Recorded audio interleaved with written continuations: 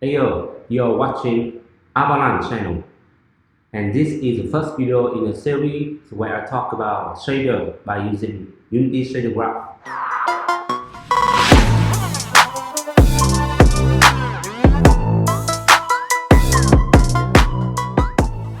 Do you know that if you Google with the keyword shader, all the results on the first page are about Minecraft mods?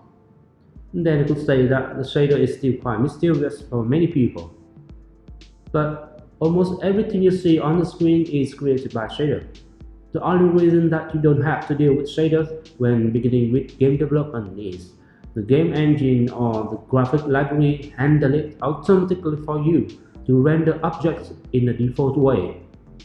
Sooner or later, you want to control the shader yourself, and the series Unity Shader Graph is made for that purpose, to help you understand the shader.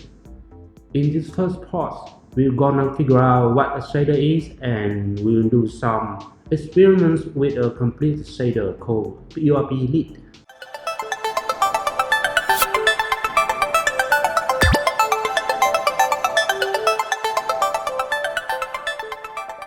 So, first thing first, what is a shader? I think in order to understand what a shader is, it will be much better if we take a look at the big picture, the rendering pipeline. Let's go! These are the steps needed to draw objects on the screen. The core visual part of a game object is a mesh, which is a collection of vertices and the edges connecting those vertices. It doesn't matter if you draw 2D objects or 3D objects, because 2D sprite is just a rectangle which is a quad with 4 vertices. So there's no difference between 2D object and 3D objects. It's easy to understand that in the first step we're gonna grab the vertex data. In the second step, we're going to process the vertex data. It means that the vertices could be moved around or just simply unpacked to create a list of triangles or quads. And after this step, the triangle is static, they cannot be moved. And in the next step, we're gonna examine those triangles one by one. The third step is rasterize the triangle. A triangle takes up a space on the screen defined by a camera. Depending on the distance and some other factors, this triangle could be transformed to a set of even fragments, and this process is called rasterization. Each fragment might include some pixels or vice versa. Some fragments are contained within a pixel. In the fragment processing step, each fragment could be colored somehow, considering light and shadow as well. Each object will be drawn to a frame buffer with a fixed order. Maybe it's from back to front if it's an opaque object, and it will be front to back if it is a transparent object. And sometimes a single draw is not enough to produce a desired effect. For example, alpha blending or depth of field or motion blur. So multiple drawing targets might be needed to store intermediate results, and this step is required to compile those results into a final one. And the final step is rendering the frame. That's it. Step 2 and Step 4 can be controlled via a special type of code called shader. And the original word shading means using color shapes to express the depth of 3D objects. The shader at vertex processing step is called vertex shader, and the one at fragment processing step is called fragment shader. Obviously, the vertex shader is used to modify vertex data, and mostly vertex position.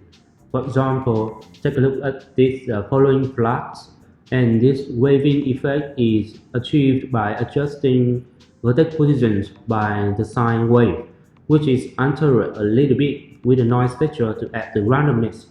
Wait until I talk to the wireframe rendering mode, and you could easily see that the mesh is being deformed actually. About the fragment shader, it is used to modify pixel or fragment data, and mostly the fragment color. For example, to create a see-through or infrared vision like this scene. The capsule is rendered normally if nothing is in between it and the camera, but when it is behind other objects like grass or pole or roof, it is still rendered above with a green color to let you know that the position is behind the work. This technique is used widely to create a see-through effect and infrared vision effect in some games like Call of Duty. And guess what? This is achieved by a fragment shader. Now let's talk about material. A material consists of a shader and visible parameters from that shader, so it could be considered as a shader preset. For example, all these following objects are rendered using the same shader, but with different textures. If those comparisons could be saved as a material. So a material is just a wrapper of a shader, which is graphical terms. So don't mistake it with the physical material in real life. Now you have a rough idea of what a shader could be. Unity or any other game engine provides a set of standard shaders which are very powerful to meet our regular needs. They are classified into two major groups called unlit and lit, and P-bar is just a subset of the lit group, and we will examine a P-bar shader later. Before that, let's find out the difference between unlit and lit groups. An unlit shader is a shader which doesn't take lighting condition into account when calculating the fragment color. It means that the final look is not affected by the light. That's why unlit shaders are blazingly fast. Unlit shaders are used more often than you might think. Almost 2D sprites are rendered with an unlit shader. Even in 3D games, the Japanese anime style could be achieved by rendering a character with an unlit shader. On the screen, you can notice that there is a shadow of the character on the wall and the floor, but her hair, her face, and her clothes are unchanged when the light direction changes. The dark parts of her clothes are baked into the texture. This is a hybrid version between unlit and lit shaders.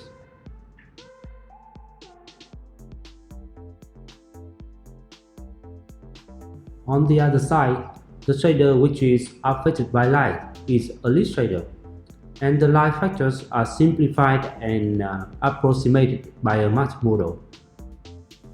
You might have heard about the Phong shading already, which is created by a Vietnamese computer graphics researcher, Mr. Bùi Tường Phong. On the screen, he and his friends were measuring a car by a collection of vertices. This is actually an interesting story, and I'll tell you in another video. In many lighting models, a light ray starting from a light source will hit the surface at some point, and the normal vector which indicating the direction of the surface helps a lot in calculating the reflection light rate. In the Phong model, there are two light factors are considered, which are diffuse and specular. From our normal observation, parts of the surface heading to the light source will get more light and become brighter, and vice versa, and the diffuse color is used to describe this observation. The diffuse color is calculated by the angle between the normal vector and the light direction for each pixel. The smaller the angle is, the brighter the color is. Do you notice the bright white spot right there on those red bones? Those are specular highlights. The specular color is calculated by the angle between the reflected light ray and the camera direction. The smaller the angle is, the brighter the color is. This model is a breakthrough innovation in the computer graphics area. Before Phong shading, we use flat and groove shading. Surely they can describe 3D objects, but they are terrible, especially in animation. I have mentioned about the Japanese anime style in the unlit shader part. With unlit shader, the color is independent of the lighting condition. It is very different with the self-shading technique, which could also produce a toon style graphics. In fact, Cell shading is a lit shading technique with a small twist. The transition between the dark areas and the light areas are clamped by a shading ramp image. This trick makes the graphics look like a cartoon with discrete transitions. If you want to know more about cell shading, take a look at Daniel Ilet's tutorial. To spot the difference between unlit and cell shading, take a look at this character. He is rendered in two ways, and he is the main character in the Legend of Zelda franchise, but his name is not Zelda. These two models may look similar, but when I change the camera direction, you could see that the unlit model doesn't change anything at all.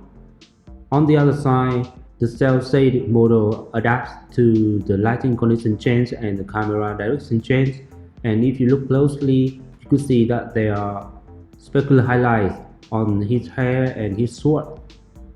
This is proof that cel shading is a lit technique which is affected by lighting conditions.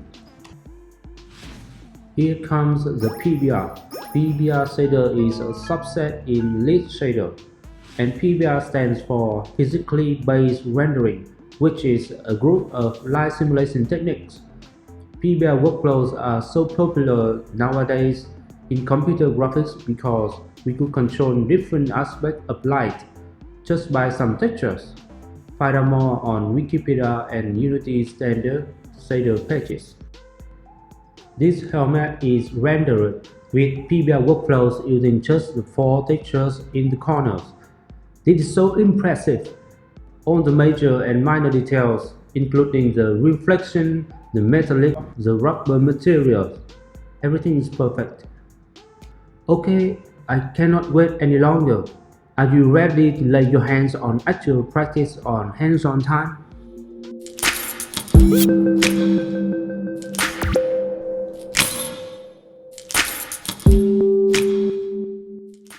In this course, we will learn about some important PBR parameters.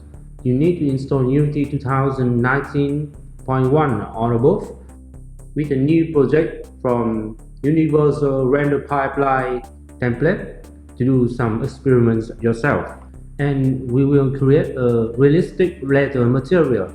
Before we begin, grab the leather texture from Texture Heaven and set up your scene with a 3D object with the UIP lit shader. You might want to get this 3D mesh from Javier Herrera as well. The first parameter is albedo. Albedo is a base color without any lighting factors. It means that there will be no specular, no shadow, and no reflection. An albedo could be a texture or a solid color. If you provide both the texture and the color, the texture will be tinged with that color. Just by assigning an albedo texture to the 3D mesh, you could see that there are dark area and light area, and it will change if the light source changes. Awesome! And you might find that there are some other common names of the albedo, which are the main texture, the base texture, or the diffuse texture. You can find out more about the albedo on Unity manual page, but it looks like a lychee at the moment, so we are going to adjust more parameters. The second parameter is smoothness. Oh, I love this one. Smoothness tells us how smooth a surface is. Smoother surface means clearer reflection because the incoming light rays are reflected evenly with similar direction. Smoothness could be represented by a single number, and that number will be applied to every position. The other way to set a smoothness is using a texture, and every pixel in that texture will determine smoothness for a 3D position of the mesh. The specular highlight of the third configuration is caused when the reflected light ray faces toward the camera, but it is too much. With smoothness setting to 0.4, we have a leopard pattern printed on the fabric surface. I think that this is the most important parameter for realistic graphics, the normal map. This is a tricky one. Take a look at the single point on a curved surface. A normal vector is perpendicular to a tangent plane at a surface point. A normal vector is represented by a blue arrow and the tangent plane is blue too. And normal vectors are very important to calculate the light contribution to the surface because we can simulate minor details on the surface by adjusting the normal vector direction. Normal vectors for a mesh are stored in a texture. Do you see the difference when adding a normal map to the fabric material? Normal map is even used to simulate the fine details to make the low poly model look like a high poly one. On the screen, just a smooth sphere, which is combined with a normal map, is used to simulate the golf ball with many bumps without modifying the actual mesh. A complex surface like green line could be simplified to a simple surface with the support from a normal map very efficiently. Find out more about normal vector on Wikipedia and Unity's normal map pages. The next two properties are quite special, metallic and specular. In fact, you could only use one of them, not both. That's why you have to pick a specific workflow to work with in Unity.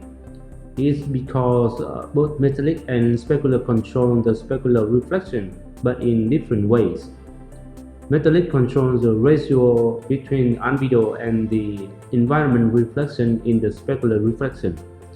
If metallic parameter is close to 0, the albedo will contribute more.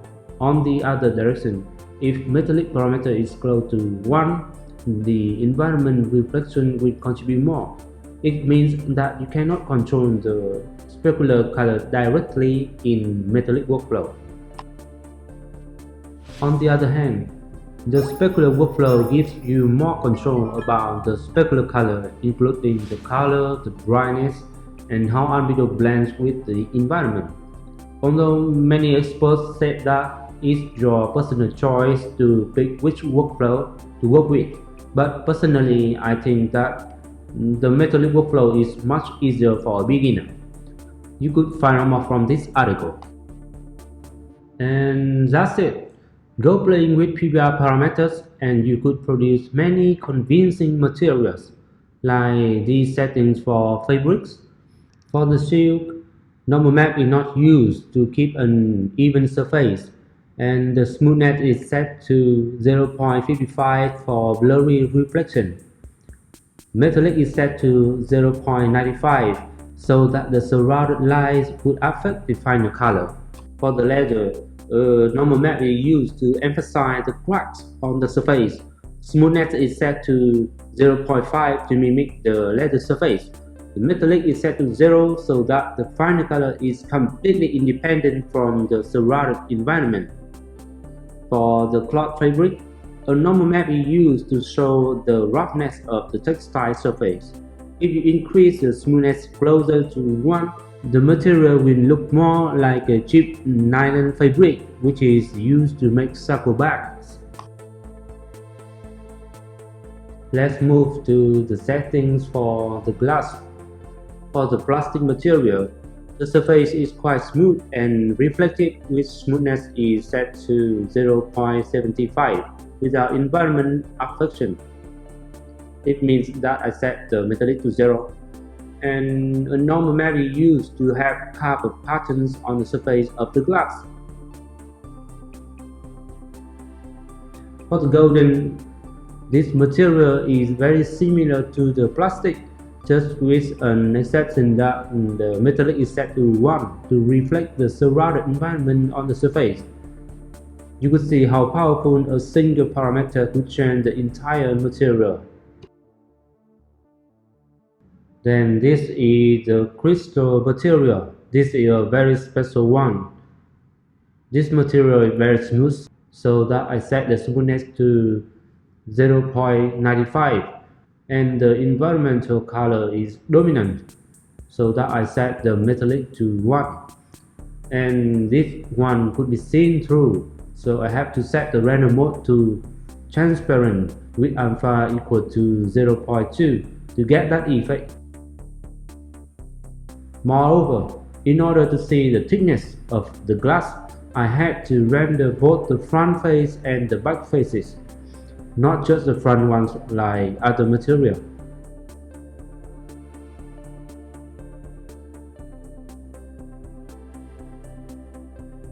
With this glass, I even set normal strength to -1 to invert the normal vector direction, turning the curved patterns into beveled lines. Congratulations! You've reached the 100% completion level of this task.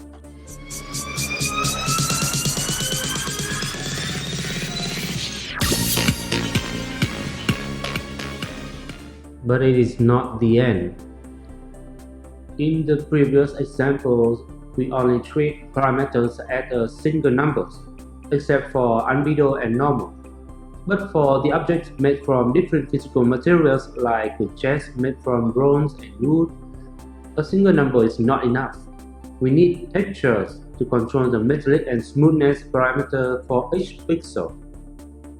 As you can see that when we apply the metallic texture and the smoothness texture into this material, we could tell the difference between the bronze part and the wooden part. And this is so much better. One more thing about textures downloaded from the internet is you may not be able to use them directly, because default Unity's URP illustrators requires a smoothness map is packaged in the alpha channel of the metallic map, which use only the red channel to store metallic values. And you might get the roughness map instead of the smoothness map. The roughness map is an inverted version of the smoothness map. It means that the dark pixels means smoother surface and the light pixel means rougher surface. Of course, you can pre-process those textures before importing them into Unity. And I will cover some of these in the next videos.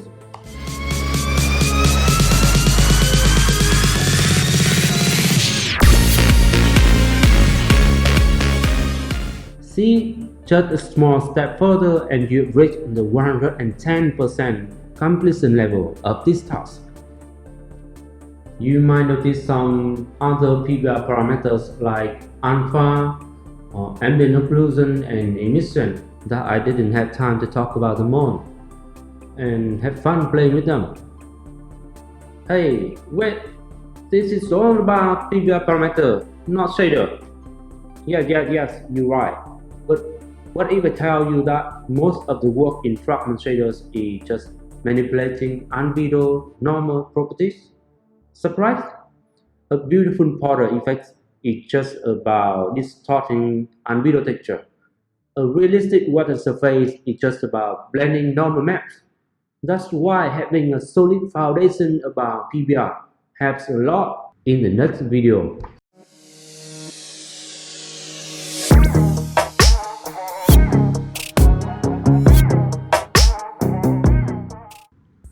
now it's Google time where I provide you some keywords to study yourself. Smoothness is known by many different names and formats like glossiness and roughness, so try to figure out yourself.